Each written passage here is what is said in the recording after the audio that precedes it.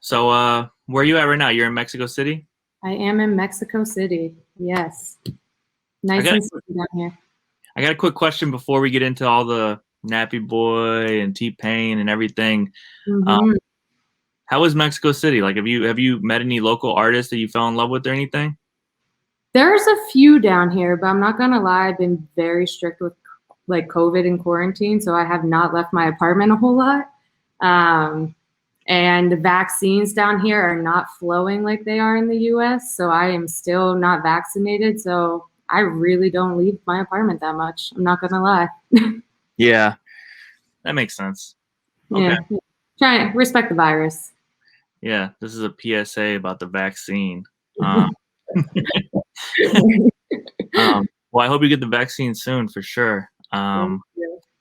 But yeah, I want to talk to you about so much, and I want to just start with music management in general. Um, a lot of people listen to the podcast and tune in, whether it's audio or video. There are a lot of times emerging artists or managers trying to figure it out or get their first win in the books or just learn from people like yourself. And Mhm. I wanted to know if there's any like high or low that you want to talk about just with management in general. I know especially with someone like you and T-Pain right now, it's like you guys are doing so much. So I expect that there's maybe highs and lows each day, each week. I don't know. God, yeah, there's a lot. I mean, I should start off by saying, like, as far as T-Pain and, working for him, technically I'm the head of his operations. And, he says, and we all agree, he's self-managed in a way. Okay. We are like, there's myself and Los, which shout out to Los. I could not do this without him. He is our core. But, we do management functions for Pain. Yeah. And we, list out the pros and cons. We vet the opportunities. But at the end of the day, he says if he wants to do something or not. He makes his own decisions. We'll always give our opinions, but we lead that to him. And I think, that doesn't always work for everyone or every artist, but for Payne specifically, that's what I think he has needed for the past 10 years is someone to really just let him be in control of his decisions and make his decisions, or like him make his decisions for himself. But as far as highs and lows, let's go. Highs, highs, I would say, it's when we're winning, when we're being recognized, when we always set, goals internally for ourselves of what we want to reach and what we consider success for us. And I think that's important to manage expectations. But so far, we've been checking a lot of those off the list, and that is the ultimate high in a way, as well as, fans as well. I think fan reactions to things that we are putting out in the world is an ultimate high. At the end of the day, this is going to sound super cheesy and cliche, but any artist that accepts an award, they're like, I can't do this without my fans. It's Yeah. it's really the same for the people that work for the artist. We can't have this job if it's not for people liking what's being put out there. So I think that's like one of the coolest things about this job is that. When it comes to lows, whew, management itself, I would say it's a lifestyle. It's not a job. You blur a lot of lines. um, and when I say that, it's like, you are sacrificing a lot of your personal life for this position. You're essentially on call 24/7. You work on weekends, you work on holidays, you are at dinner with your friends and you have to get up and take calls. And that can be tough sometimes, but it's kind of what you already know and sign up for, I think. What else as far as lows? Well, There's not too many. I mean, Yeah. stress. Oh my God, for sure.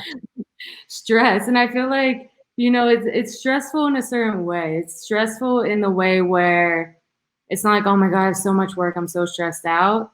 At least not for me personally. It's stressful in the sense of if you really think of this job that you're doing, you're in charge of someone else's career, someone else's life. And, me personally, or other people in my positions, we can go walk and get another job tomorrow if we wanted to. I could quit, walk away from pain, go get another job, I'll be fine. But an artist can't really do that if we're being like truthfully honest. They can't just like, I'm so sorry if you hear that bell in the background. Mexico has a million different sounds. Can you hear it? Or is it okay? I love the background sound. Yeah.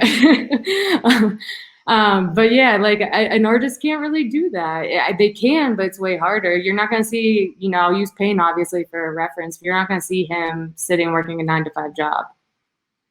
Yeah. You're just not. So it can be stressful when you look at the overall picture. And I think, you know, making sure you're taking the job seriously enough to make sure the artist is getting what they actually deserve. Yeah, I love a lot of what you just said. I'll start with the how you said that you're part of the team, right? And I've come across that. I've come across that multiple times, and I think that's an important thing to share with people is that, you know, some artists operate and they don't necessarily say, I have a quote manager. They have a team. It's really like when you're getting into the music industry, you gotta add value and figure out how you bring value and do that. You don't need a title that says one thing. It's like you have to bring value to the table, or else what are you doing? That's what I always say. I'm like, you could literally call me whatever you want. I'm gonna make sure I do what I need to do. And I don't think, you know, no matter what your title may be, say manager, head of whatever, I will still pick crap off the floor if I have to. Like, I don't care. We do whatever we have to do to get the job done and make sure the artist is happy and they're, you know, feeling comfortable with everything that's going on. Because it's weird to me when people get to either, you know, a certain level and they think they're above doing the smaller work, or, you know, you don't recognize who else you have on your team. And like you said, adding value, that's really all you have to do to, I think, push forward in this industry and grow and respect yourself. You know, like if you don't add value, what are you doing for your personal life anyway? You know, 100%. 100%.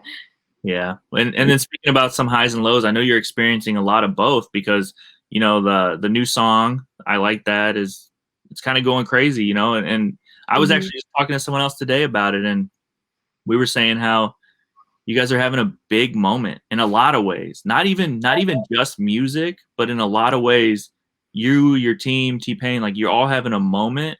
And so I guess I just want to touch on how you guys are going about. Are you doing anything different now that it's 2021 and like T-Pain is like having this moment? And you said T-Pain's really in charge of a lot of his career, you know, a lot of decisions. And I don't know if it was like that years ago, but are you guys doing anything different now? Like I saw you did Jimmy Kimmel, and I assume that was really different being COVID times. And then you guys are dropping the music video for the song. Like what's different about this round? Yeah, you know what I think it is Payne and myself were somewhere else prior to this. About it was last year, yeah, January of last year, we broke out on our own and assembled a team. So it's him, myself, one other person, and then we recently hired, you know, 2 people that are helping run the company with us. But that's what's different. Prior to this, you know, there's always been official managers involved or, you know, labels involved. He's fully independent now as an artist. He owns his masters finally. And I think that kicked off last year. COVID was, weirdly enough to say, a blessing in disguise. It gave us time to really sit as this was happening as a team when the world wasn't moving and build our plan and like how we wanted to position ourselves in the world moving forward, you know, as a team.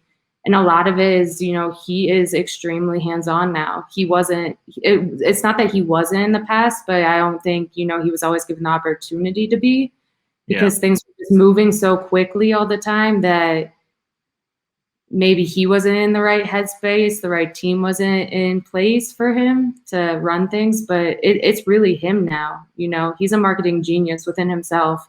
Look at the DM stuff. That video he created by himself without us saying anything, and he just texted to us and we're like, where did you come up with this? Where? Yeah, that video was pretty epic. Yeah, I think that's what's different this time around. He's in charge. He's happy. He's, in control. He's doing what he wants to do. And the team we have in place now is incredible. And we're literally there just to facilitate his ideas and his dreams and add to his ideas to make them, maximize them even more. It's not necessarily that we're dictating to him what needs to be done and how it needs to be done. I love that. And it obviously works. So yeah. And you know what I gotta say? T-Pain and your team, you guys are doing something really unique because he's, like you said, he's having so much fun and you could tell, but he's doing two things that a lot of artists are too afraid to do. Many things, but two I want to talk about. He's doing Twitch really well, and he's doing a podcast. And it's like, any artist could do those things, but I think too many people are afraid to even try. Yeah, definitely. And that's stuff he had been wanting to do for years. I mean, he's been on Twitch since 2014, which the fact that people are just noticing within the past year or two says something, I think. I definitely will say, again, COVID helped him be able to actually sit down and stream a lot more and come up with ideas.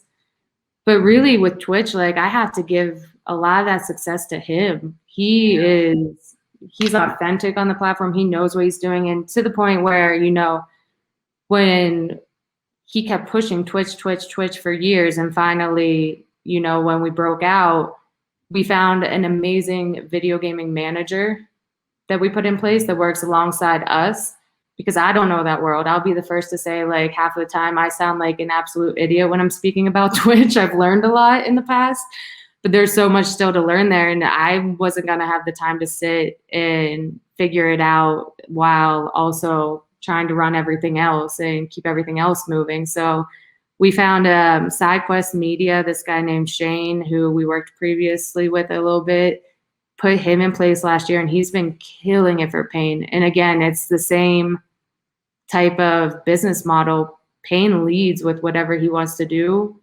It's his ideas. We just help maximize it and make people aware of it finally.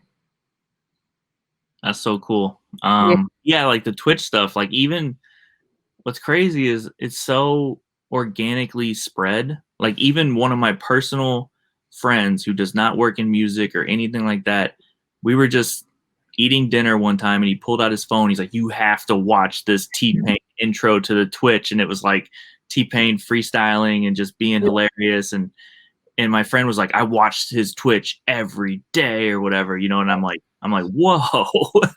Yeah. Twitch is a crazy world.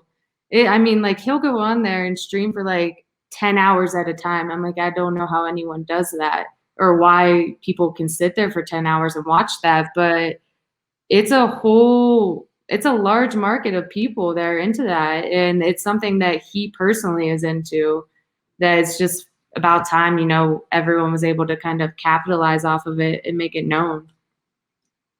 Yeah. Yeah. And you mentioned T-Pain being a marketing genius, and I've met him, and he is extremely smart, for anyone who hasn't met him. But what's the plan, or what's his goal for the podcast? Nappy Boy Radio. So it's funny what's out there so far. There's 3 episodes out so far. Those aren't even the official format of the show.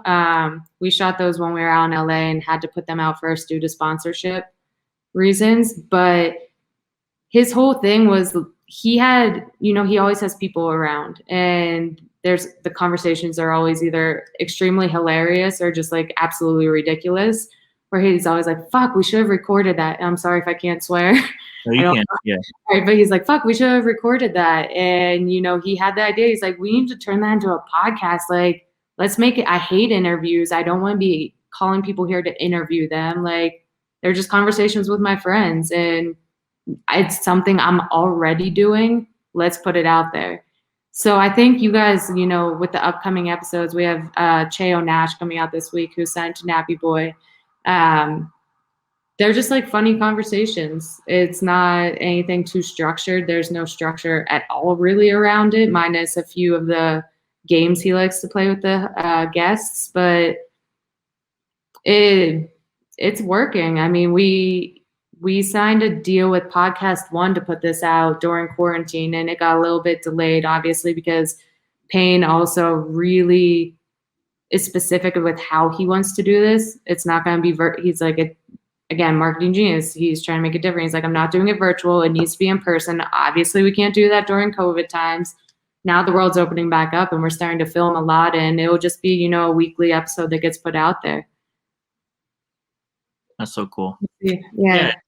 It's like, I mean, it's like a lot of things happening at once, but it's organic, but it's also him not being afraid to try these things or just go extra hard for what works, and I just wish more artists either did it or maybe had the ability to do it or the flexibility. I don't know what holds certain people back with their situations, but yeah, I think it's really cool to see T-Pain. And what's funny is I know he's very young, you know what I mean? And people don't really think about that. What'd you say? 36. Yeah, people don't really know he's 36, right? No.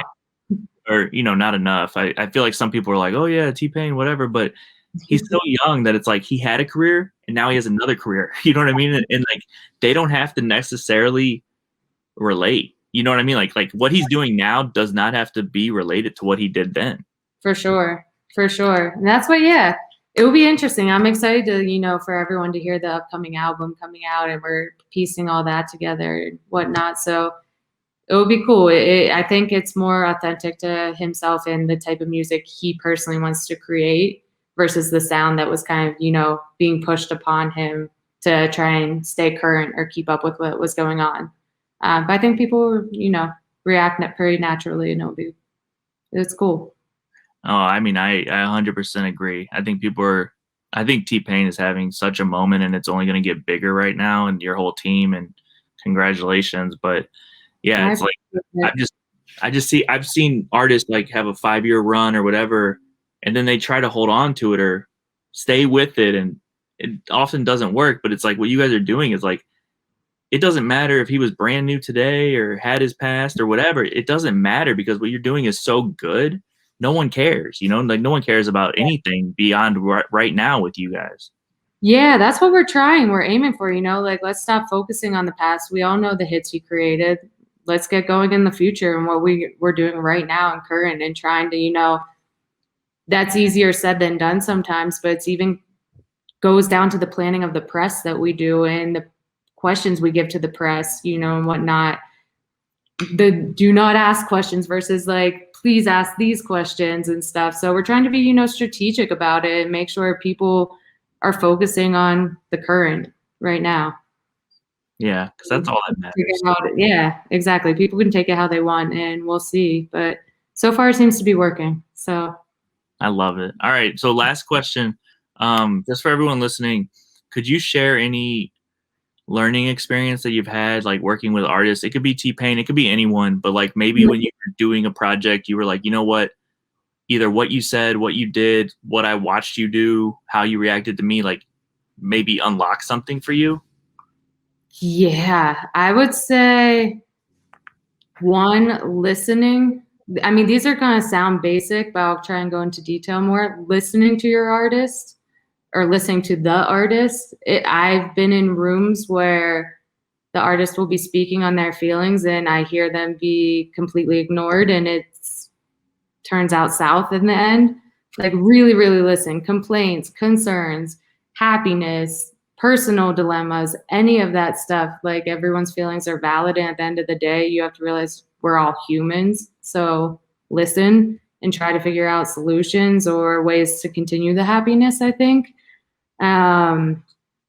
Communication is going to sound, again, so basic, but is the biggest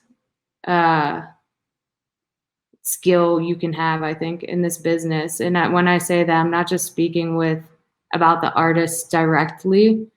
Obviously, you need to have absolute amazing communication with them, but even with outside partners, like one of my old bosses used to use this analogy, and is the best analogy, I think, on this world, like in this world for this situation. that, you know, if you think of a wheel, us as like either a manager or project manager or whatever you may be, you're the hub of the wheel. The different spokes are all of the different departments you have to make sure are in the loop to make the wheel turn. So like the spokes are the artist directly, you know, the internal team that you're working with, whether it be the digital people or, you know, the project manager, whoever it is, PR being in the loop, your booking agents being in the loop.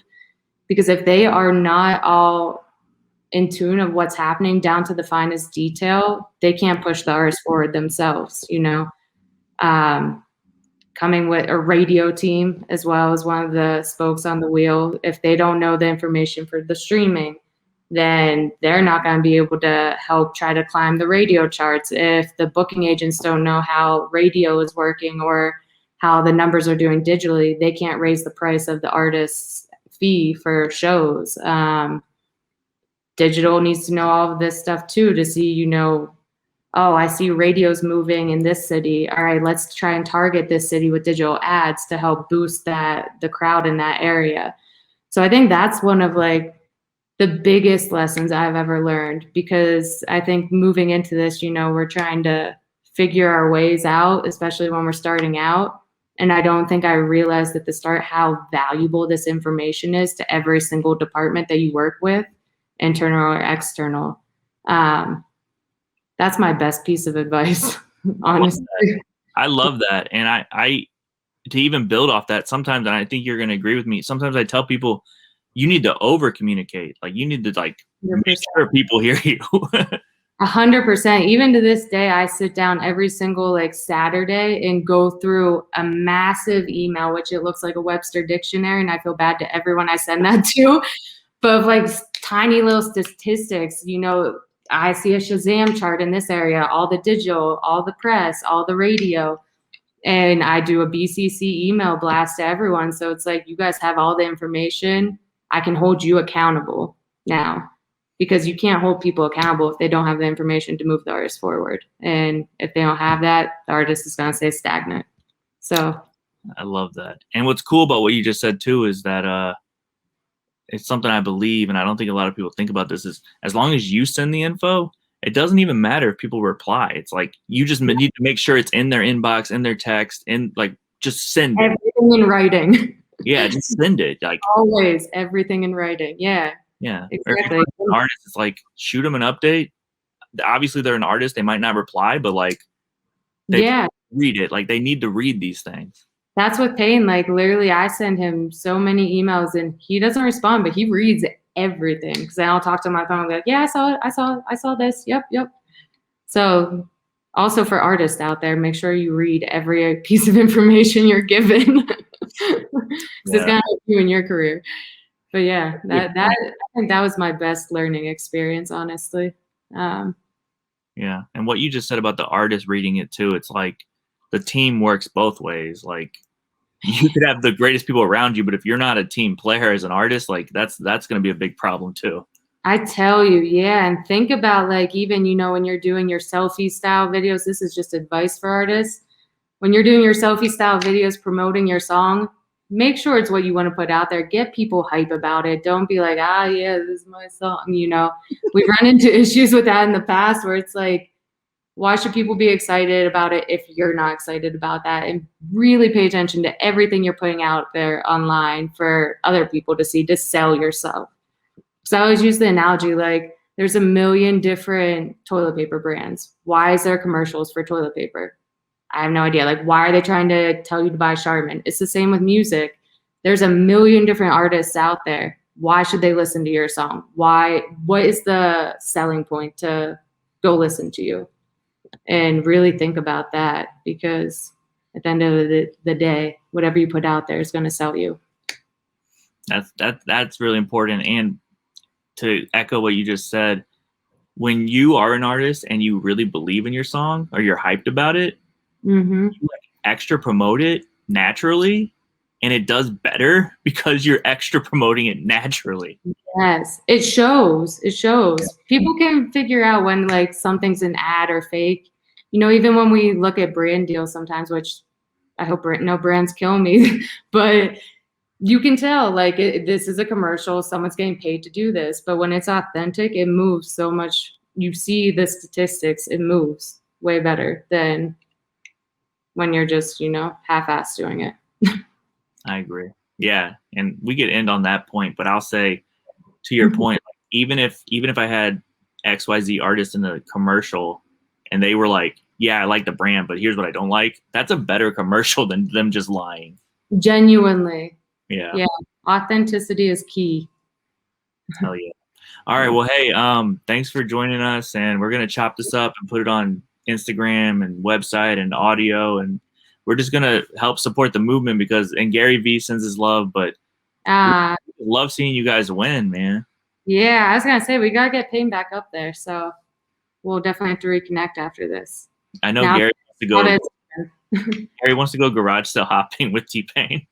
They had that conversation last time. Yeah. Yeah. We should make it happen.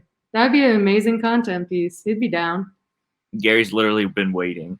All right. I got you on that. Next time we're in the New York area, I'll hit you. All right. Talk to you later. Thanks so much, Mike. Bye.